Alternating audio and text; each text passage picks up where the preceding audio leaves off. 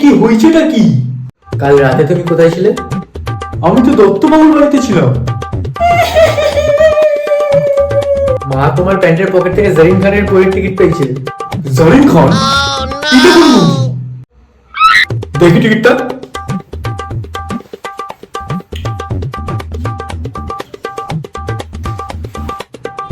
আরে বাবু, এটা সাকিব খান। দেখ ঠিক করে, এটা সাকিব খান। আর তুমিও দেখো, এটা সাকিব খান। আহ, হেড স্টোরি 3-তে সাকিব খান কি করবে? আরে তুমি কেন কাঁদছো গো? আমি আর দত্তবাবু মোড়ে চপ খেতে গেছিলাম। দোকানদারের কাছে ঠোঙা ছিল না, তাই ওই টিকিটটা দিয়েছিল রাখার জন্য। আর আমি সেটাকে ভুল করে পকেটে রেখে দিয়েছিলাম। আচ্ছা, বুঝলি এবার? বুঝলি? চপ? কোন চপের দোকানটা 11 অবধি খোলা থাকে? খোলা থাকে, খোলা থাকে। চলো মা, দেখে আসি এটা কোন দোকান। আরে ও গ্রামে চলে গেছে।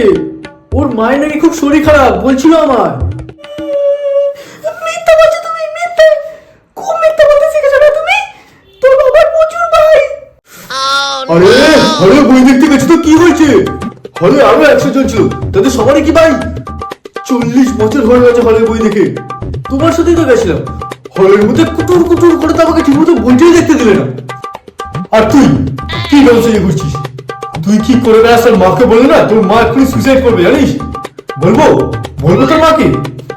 আর আমি যেখানেই যাই, বই দেখতে যাই, হাঁকতে যাই, মুততে যাই, যেখানে খুশি যাই। তোর কি প্রবলেম? কি প্রবলেম? তুই তো নিজের কাজটা ঠিক মতো করিস না। তোকে না সকালবেলা বলেছিলাম পায়খানা পরিষ্কার করতে, তুই কি করেছিস? করেছিস? সব কাজ কি আমরাই করবো? আমরা? তুই এখনো পায়খানা পরিষ্কার করিস? যা এক্ষুনি ভিতরে গিয়ে পায়খানা পরিষ্কার কর, যা। করছি করছি। তোমাদের হঠাৎ করে কি হলো? আমার উপর চিল্লাতে শুরু করে দিলে কেন?